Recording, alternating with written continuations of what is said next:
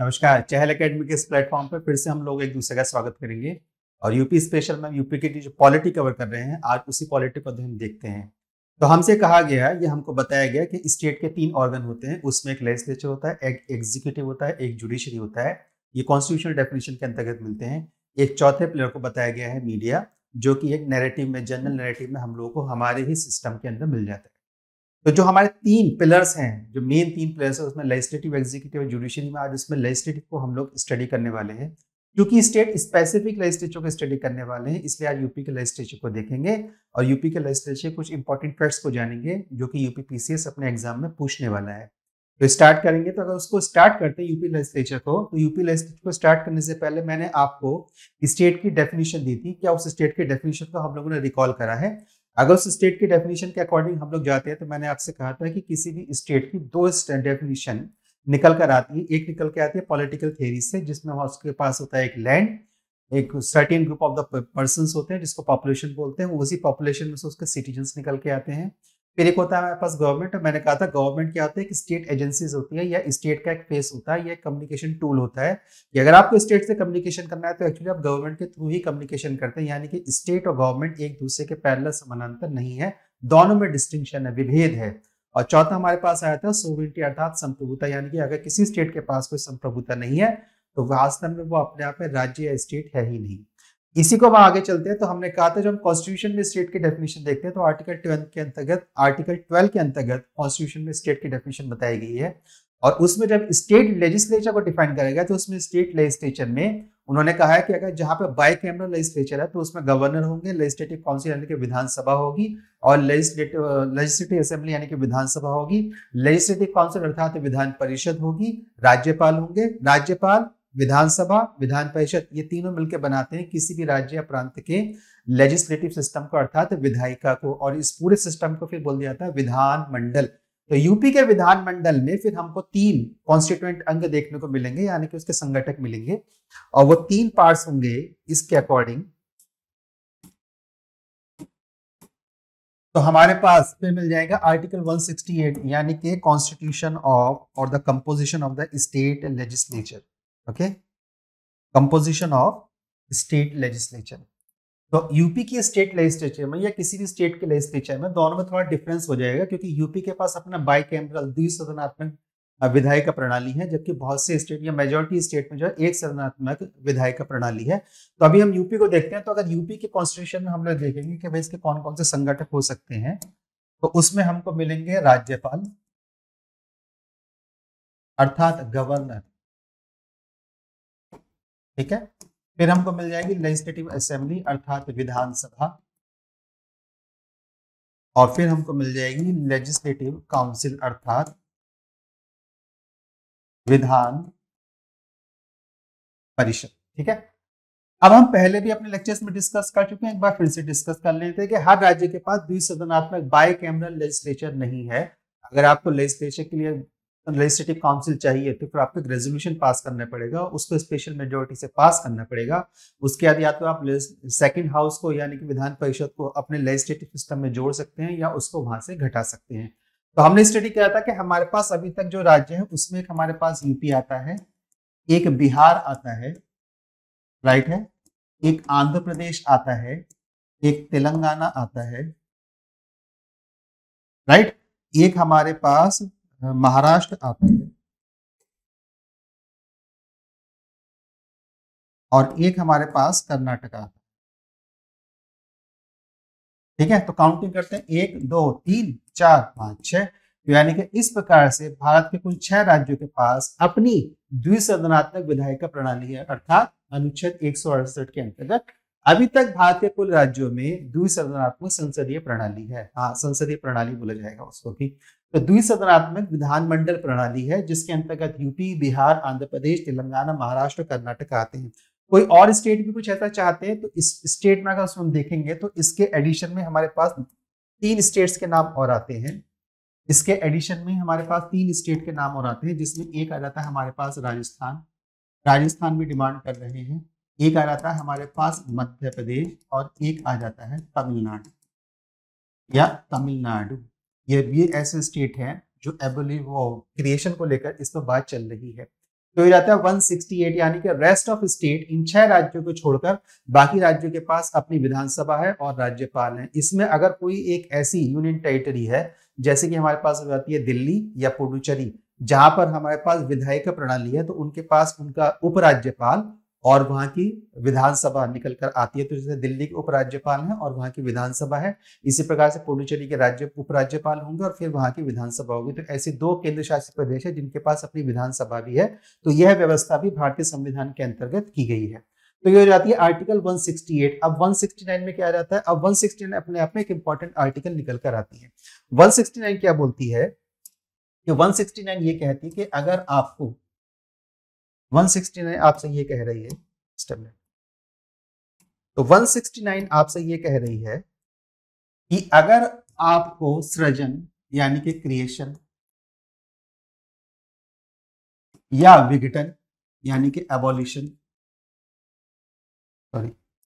Creation या abolition करना है, किसका? लेजिस्लेटिव काउंसिल का, विधान परिषद का। तो आर्टिकल 169 इसको संबोधित करेगी, इसको एड्रेस करेगी। और 169 ये कहती है अगर किसी राज्य को एबोलिशन करना है, उसको हटाना है, मान लीजिए यूपी कहता है कि मुझे विधान परिषद नहीं चाहिए, या किसी राज्य को विधान परिषद चाहिए, राजस्थान कह रहा है कि मुझको विधान परिषद चाहिए, तो उसको हटाना या लेके आना ये डील करता है आर्टिकल 169। यानी कि आर्टिकल 169 का सब्जेक्ट है कि विधान परिषद को कैसे सृजन करना है या विधान परिषद का कैसे विघटन करना है। तो हम मान लेते हैं कि विधान परिषद का सृजन होने वाला है। तो अगर विधान परिषद का सृजन होने वाला है, या ये मान लेते हैं कि यूपी अपने यहाँ से विधान परिषद को हटाने वाला है, तो इसको हटाने के लिए क्या होगा? एक रेजोल्यूशन लेके आया जाएगा स्टेट के द्वारा, एक रेजोल्यूशन आएगा स्टेट के द्वारा। ये रेजोल्यूशन कहाँ पर आएगा? तो ये रेजोल्यूशन आएगा लेजिस्लेटिव असेंबली में, यानी कि विधानसभा में, राज्य की विधानसभा में एक रेजोल्यूशन प्रस्ताव लेके आया जाएगा और इस रेजोल्यूशन पर वोटिंग होगी। अब वोटिंग कैसी होगी? तो वोटिंग जो होगी यहाँ पर, उसमें जो बहुमत लगेगा वो विशेष बहुमत लगेगा, स्पेशल मेजॉरिटी, राइट। अब विशेष बहुमत क्या कहता है? तो विशेष बहुमत ये कहता है कि जब विशेष बहुमत लगेगा तो उसमें क्या होगा? 2 स्ट्रीम्स के साथ विशेष बहुमत में पहले चरण में ये होगा कि जो कुल विधानसभा सदस्यता है उसका कुल सदस्यता, तो यूपी की कुल सदस्यता है हमारे पास 403, उसका 50% प्लस 1, अर्थात 403 का हाफ कितना रहता है? 202 और प्लस 1 अर्थात 203। और ये किसके हैं? कुल सदस्यता का, यानी कि जो स्ट्रेंथ है टोटल उसकी सदस्यता का 50% प्लस 1 वोटिंग चाहिए होगी स्पेशल मेजॉरिटी के पहले केस में। अब हम ये मान लेते हैं कि आज यूपी विधानसभा में 300 लोग उपस्थित हैं। आज यूपी की विधानसभा में कितने लोग उपस्थित हैं? आज यूपी की विधानसभा में 300 member of 300 member of legislative assembly उपस्थित है, यानी कि 100 लोग नहीं आए हैं। एक राउंड फिगर में हम 400 का नंबर ले लेते हैं। उस 400 में से मैं आपसे ये कह रहा हूं कि 400 में से -100 है जो कि आज एब्सेंट। तो हमारे पास टोटल स्ट्रेंथ कितनी बची? हमारे पास आज की टोटल स्ट्रेंथ बची 300 और ये रेजोल्यूशन आ गया। तो अब इन 300 में से 202 को इसके फेवर में वोट करना होगा। तो क्या बोला जाएगा? 50% प्लस 1 इसका वोटिंग और प्रेजेंट का। यहाँ पे वोटिंग और प्रेजेंट लिखा हुआ नहीं मिलेगा, लेकिन आपको ये बताया जाएगा कि वोटिंग और प्रेजेंट यानी कि जो वोट कर रहे हैं वही लोग प्रेजेंट हैं। तो जब वही लोग प्रेजेंट हैं तो बोला जाएगा 50% of total majority of the house, लेकिन ये 50% 300 में से निकल के आना चाहिए। तो 300 में से कम 203 लोग ऐसे होंगे जो इसके फेवर में वोट करेंगे। इससे कोई मतलब नहीं है कि आज कितने प्रेजेंट थे कितने नहीं थे, लेकिन हमें पूर्ण संख्या का या पूर्ण जो स्ट्रेंथ है लेजिस्लेटिव असेंबली की उसका 50% प्लस 1 चाहिए। तो 203 में से हम मान लेते हैं कि 205 ने इसके फेवर में वोट कर दिया, यस, और बाकी कितने बचे हमारे पास? 95 इन्होंने कर दिया नोज, राइट। तो इस प्रकार से फिर पहले चरण में यह पास हो जाएगा। अब जब ये यहां से पास होकर निकलेगा तो अब इसकी आएगी सेकेंड स्टेज। अब ये सेकेंड स्टेज में क्या होगा? तो सेकेंड स्टेज में अब बोला जाएगा कि वोटिंग और प्रेजेंट का 2/3 मेजोरिटी। अब देखिए यहाँ पे उपस्थित कितने हैं, 300, तो इनका 2/3 मेजोरिटी अर्थात 300 इंटू 2/3 कितना हो गया, 200। तो पहली स्टेज ये होगी जिसमें बोला गया कि जो कुल सदन की स्ट्रेंथ है, तो टोटल हाउस का 50% प्लस 1, टोटल हाउस का 50% प्लस 1, यूपी का टोटल हाउस लेजिस्लेटिव असेंबली 403 का है, तो उसका 50% हुआ था 202 और प्लस 1, यानी कि 203 चाहिए किसमें से, 300 में से। 300 को टोटल हाउस की मेजोरिटी देनी है, और जब ये पास हो जाएगा तो अब दूसरे चरण में देखा जाएगा कि जो आज प्रेजेंट वोटिंग करने वाले हैं, तो अब यहाँ पे आ जाएगा प्रेजेंट एंड वोटिंग, तो अब 300 पे लिखा जाएगा प्रेजेंट उपस्थित एंड वोटिंग मतदान करने वाले। आप चाहें तो इसका उल्टा करके पढ़ सकते हैं और पहले बोल देंगे वोटिंग एंड प्रेजेंट, यानी कि जो वोट कर रहे हैं उन्हीं को प्रेजेंट माना जाएगा, और जो वोटिंग और प्रेजेंट है जिनको प्रेजेंट माना गया है उसका 2/3, यानी कि 300 का 2/3। ये भी हो सकता है कि अगले नेक्स्ट टर्न में 300 जो है उनमें से कुछ इधर उधर हो जाए और संख्या मान लीजिए कि 300 से कम आ जाएगी, तो जो वोट करने वाले हैं उन्हीं को प्रेजेंट माना जाएगा और उसका 2/3 मेजोरिटी यहाँ पे निकल के आएगी। तो जब ये वाली मेजोरिटी और ये वाली मेजोरिटी अचीव हो जाएगी तो इसको बोला जाता है स्पेशल मेजोरिटी। अब स्पेशल मेजोरिटी के बेस पे लेजिस्लेटिव असेंबली ने एक रेजोल्यूशन पास करा है, या तो वो उसको हटाने के लिए विघटन के लिए बात कर रहे हैं या उसको सृजन करने के लिए बनाने के लिए बात कर रहे हैं। जब बात यहां से पूरी हो जाएगी तो अब ये बात पहुंचेगी किसके पास, पार्लियामेंट। ठीक है, किसके पास पहुंचेगी, पार्लियामेंट के पास। पार्लियामेंट यहां पर एक सिंपल मेजोरिटी लगाएगा, सिंपल मेजोरिटी। तो नेक्स्ट क्वेश्चन हो जाएगा कि पार्लियामेंट कौन सी मेजोरिटी लगाएगा, तो पार्लियामेंट लगाएगा सिंपल मेजोरिटी। और सिंपल मेजोरिटी क्या कहती है कि प्रेजेंट प्लस वोटिंग। अब आप चाहें तो इसको फिर से उल्टा करके पढ़ सकते हैं कि जो वोट कर रहे हैं उन्हीं को प्रेजेंट माना जाएगा, प्रेजेंट एंड वोटिंग का 50% प्लस 1। तो आज अगर लोकसभा में इस समय में टोटल स्ट्रेंथ 543 है, और मान लिया जाता है कि आज लोकसभा में 400 लोग ही उपस्थित हैं, तो जो 400 लोग उपस्थित हैं यानी कि जो 400 लोग इस पे वोट कर रहे हैं उनका 50%, तो 400 का 50% हो जाता है 200 और प्लस 1, यानी कि 201 की मेजोरिटी से इसको माना जाएगा। तो हमारे पास कितने फैक्ट हो गए, कि 168 में कॉन्स्टिट्यूशन को बताया गया कि संगठन कैसे होगा। फिर हमने राज्यों को डिस्कस करा, कौन कौन से राज्यों के पास बाइकैमरल लेजिस्लेचर है, यूपी के पास अपना बाइकैमरल लेजिस्लेचर है। इस पूरे सिस्टम को लाता है विधानमंडल।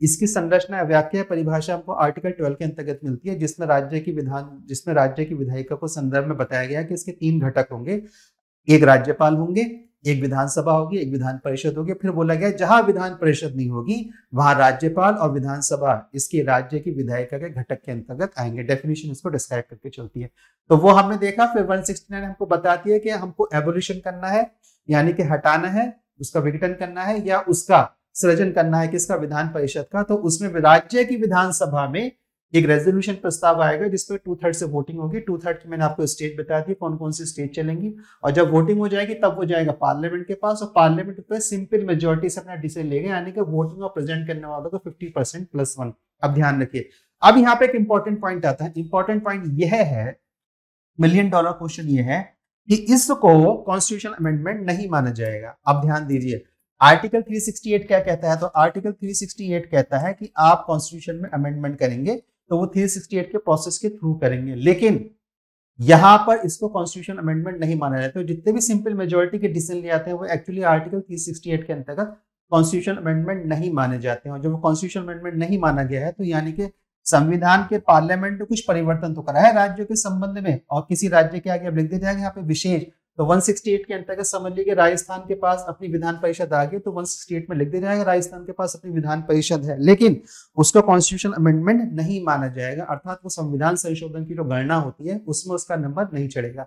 तो 368 के अंतर्गत ये सिंपल मेजोरिटी से जो डिसीजन लिया जाएगा that shall not be counted as a constitution amendment, यानी कि इसमें संविधान को संशोधित नहीं माना जाता है। 170, अब आर्टिकल 170 क्या कहता है,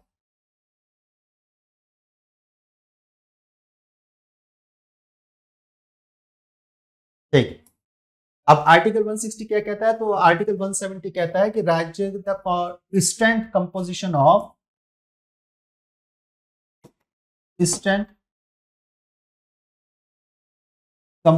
ऑफ लेजिस्लेटिव असेंबली बोलेंगे मैक्सिमम कितना रखना है, तो मैक्सिमम 500 रखना है।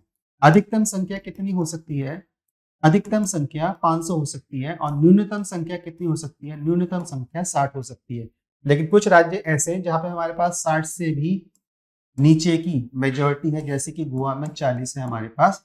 तो ऐसे भी राज्य है, तो इनके लिए पार्लियामेंट के पास क्या दिया गया, स्पेशल प्रोविजन करने का राइट पार्लियामेंट को दे दिया गया है। इसलिए यहाँ पे जो टर्म यूज करा गया है वो मे बी करा गया है, एब्सोल्यूट टर्म्स के रूप में नहीं रखा गया है। ध्यान रखिए, पॉलिटी और ज्योग्राफी कभी भी एब्सोल्यूट टर्म्स की बात नहीं करते हैं। Polity and geography don't make the absolute statement. वो कहीं ना कहीं थोड़ी फ्लेक्सिबिलिटी के साथ कुछ ना कुछ रास्ता सरकार के लिए, एग्जीक्यूटिव के लिए हमेशा छोड़ के चलते हैं। और छोड़ के इसलिए चलते हैं क्योंकि सरकार परिस्थितियों के आधार पर अपने डिसीजन लेती है। अगर कोई डिसीजन एब्सोल्यूट स्टेटमेंट कॉन्स्टिट्यूशन ने दे दिया, तो यानी कि अब वो एक प्रकार से ट्रांजिशन जोन नहीं होगा। जो वो ट्रांजिशन जोन नहीं होगा, तो या तो आंसर यस में होगा या नो में होगा, यानी कि फ्लेक्सिबिलिटी समाप्त हो जाएगी। इस फ्लेक्सिबिलिटी को बनाए रखने के लिए कॉन्स्टिट्यूशन कई जगहों पे शैल यूज करता है, यानी कि वो ड्यूटी बाउंड करेगा, और कई स्थानों पर मे भी यूज करता है। तो मे भी एक अर्थ आते हो भी सकता है, नहीं भी हो सकता है, सख्ता लग जाता है यहाँ पर। तो मे बी के अंतर्गत ये अरेंजमेंट दिए गए हैं, जहां पे कुछ राज्य ऐसे हैं जिनके पास टोटल स्ट्रेंथ तो 60 की नहीं है एमएलए की, तब भी उनके पास उनके कॉन्स्टिट्यूशन असेंबली को दिया गया है। आगे आ जाते हैं। तो इसी के अकॉर्डिंग जो यूपी की कॉन्स्टिट्यूशन असेंबली है, उसकी जो टोटल स्ट्रेंथ है वो 403 है। अभी तक का जो उसका क्या इतिहास है यूपी के कॉन्स्टिट्यूशन असेंबली का, किसका 403 थे, स्टार्टिंग में कितने कितने इसके नंबर्स रहे हैं, उनको हम नेक्स्ट स्लाइड में देखने वाले हैं।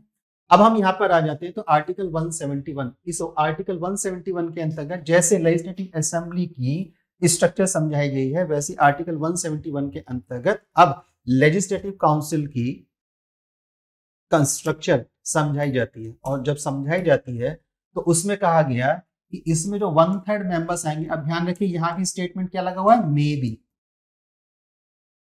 यानी कि काउंसिल ऑफ मिनिस्टर को अधिकार दिया गया है कि वो राज्य की विधान परिषद में आने वाले सदस्यों के लिए कुछ फ्लेक्सिबिलिटी कर सकती है। तो यहाँ पे कहा गया मे बी में 1/3 जो टोटल स्ट्रेंथ आएगी वो आएगी एमएलए के इलेक्शन से, यानी कि इनको इलेक्ट कौन करेंगे, एमएलए वोट देकर करेंगे। फिर 1/3 की स्ट्रेंथ आएगी लोकल बॉडीज रिप्रेजेंटेटिव से, लोकल बॉडी रिप्रेजेंटेटिव, यानी कि जो स्थानीय निकाय में आपके होते हैं ना, सभासद वगैरह, ग्राम प्रधान वगैरह, ये सारे के सारे वोट करते हैं और यहाँ से 1/3 की स्ट्रेंथ आती है। तो ये हमारे पास हो गई 66 की स्ट्रेंथ। अब हमारे पास 1/12 आ जाएंगे। 1/12 कहां से आ जाएंगे, शिक्षक संघ से, टीचर्स एसोसिएशन से, और 1/12 आ जाएंगे हमारे पास कहां से, ग्रेजुएट कोटे से। हाँ, अगर आप ग्रेजुएट हैं तो आपका वोट बन गया होगा विधान परिषद में वोट डालने के लिए। तो अगर आप ग्रेजुएट हैं, आपका वोट बनेगा विधान परिषद में, और जब आप ग्रेजुएट हैं तो विधान परिषद में जो वोट बनेगा तो उसमें फिर आप अपने एमएलसी के लिए वोट डालेंगे। तो आपने सुना होगा शिक्षक संघ से भी लोग जाते हैं विधान परिषद में, और ग्रेजुएट कोटे से वोट जाते हैं। और इसके बाद जो टर्म यूज करी गई है, तो ये हो गया हमारा नंबर 1 स्ट्रक्चर में, नंबर 2, नंबर 3, नंबर 4, और इसके बाद यूज करा गया है रिमेनिंग। इसके बाद क्या यूज करा गया है, रिमेनिंग। तो ये 5वीं टर्मिनोलॉजी है जो इस आर्टिकल में यूज करी गई है। तो यहाँ पे कोई डेफिनेट 1/12 या 1/6 या 1/8 या 1/3 का नंबर नहीं दिया गया है, टर्म यूज करा गया है रिमेनिंग। तो अगर पूछते हैं कि कॉन्स्टिट्यूशन में इसके लिए कौन सी टर्मिनोलॉजी यूज करेगी, तो टर्मिनोलॉजी आ जाएगी रिमेनिंग, यानी कि यहाँ पे कोई डेफिनेट परसेंटेज या डेफिनेट नंबर नहीं दिया गया है। तो इसके कॉन्टेक्स्ट में अगर हम यूपी की स्ट्रक्चर देखते हैं कि यूपी की विधान परिषद में क्या क्या स्थिति चल रही है इन एब्सोल्यूट नंबर, तो एब्सोल्यूट नंबर में यूपी की विधानसभा में इन एब्सोल्यूट नंबर में यूपी की विधानसभा में 38 मेंबर्स आ रहे हैं एमएलए वोट के थ्रू, या एमएलए उनको इलेक्ट कर रहे हैं। 36 आ रहे हैं लोकल रिप्रेजेंटेटिव, राइट। 08 आ रहे हैं ग्रेजुएट कोटे वाले, स्नातक। 8 आ रहे हैं शिक्षक संघ से, टीचर्स एसोसिएशन रिप्रेजेंटेशन, और यहां पर 10 गवर्नर नॉमिनेट करेंगे, नामित करेंगे, नॉमिनेटेड बाय गवर्नर। और इस प्रकार से टोटल स्ट्रेंथ निकल कर आती है कितनी, 38, 36, 74, 84 और 16 100 की, यानी कि टोटल स्ट्रेंथ हो जाती है 100 की। तो यूपी की विधान परिषद में जो अधिकतम संख्या है वो 100 की है। अब इसको ध्यान दीजिए, अब इस आर्टिकल 171 को हम थोड़ा सा और खोलते हैं और जिसके अकॉर्डिंग 171 के अकॉर्डिंग ये बताया गया कि 171 के अंतर्गत तो विधान परिषद की टोटल स्ट्रेंथ होगी वो लेजिस्लेटिव असेंबली की 1/3 से अधिक नहीं होगी और इसकी मिनिमम जो संख्या होगी वो 40 होगी। विधानसभा में मिनिमम संख्या दी गई है 60, विधान परिषद में मिनिमम संख्या दी जा रही है 40 और बोला गया है कि 1/3 से मैक्सिमम नहीं होगी। यानी कि अगर किसी राज्य को विधान परिषद चाहिए तो वहां पे टोटल एमएलए 120 होने चाहिए अभी तक की व्यवस्था के अनुसार, क्योंकि 1/3 से अधिकतम संख्या होगी नहीं और 40 से नीचे ये जानी नहीं है। तो 40 से अगर नीचे जानी नहीं है तो जैसी 40 से नीचे आएगी उधर नंबर ही 120 गिर जाएगा। यानी कि 120 आपको एमएलए स्ट्रेंथ चाहिए। एक अनहिडन, एक अप्रत्यक्ष क्लॉज एक्चुअली यहाँ पे लगाया हुआ है और उसके बाद फिर आपको कम से कम 40 की स्ट्रेंथ पर आपको लेजिस्लेटिव काउंसिल मिल जाएगी। तो अगर राजस्थान ने पास कर रहा है तो वहां पे 200 है, मध्य प्रदेश ने पास कर रहा है तो वहां पे 225 है, 225 है, 225 230 है और तमिलनाडु ने जो पास कर रहा है तो वहां पे भी जो स्ट्रेंथ है वो 200 उनकी क्रॉस कर जाती है। इस प्रकार से उनको वहां पे अपना लेजिस्लेटिव काउंसिल मिल सकती है। तो लेजिस्लेटिव असेंबली की मैक्सिमम नंबर स्ट्रेंथ 500 है और इसके बेस पे बोला गया है कि काउंसिल की जो मैक्सिमम स्ट्रेंथ होगी वो उस राज्य की लेजिस्लेटिव असेंबली के 1/3 से ऊपर नहीं होगी। यूपी की जो टोटल स्ट्रेंथ है वो 403 है और इसके अकॉर्डिंग अभी हम 1/3 पे पहुंचे नहीं है, हम 1/3 से नीचे ही ऑपरेट कर रहे हैं और यहाँ पे हमारी जो टोटल स्ट्रेंथ निकल के आती है लेजिस्लेटिव काउंसिल की वो निकल के आती है 100, राइट। अब थोड़ा आगे हिस्टोरिकल बैकग्राउंड या कुछ सेपरेट फैक्ट्स देख लेते हैं और उसमें हम देखेंगे कि टिल 1967 431 इंक्लूडिंग द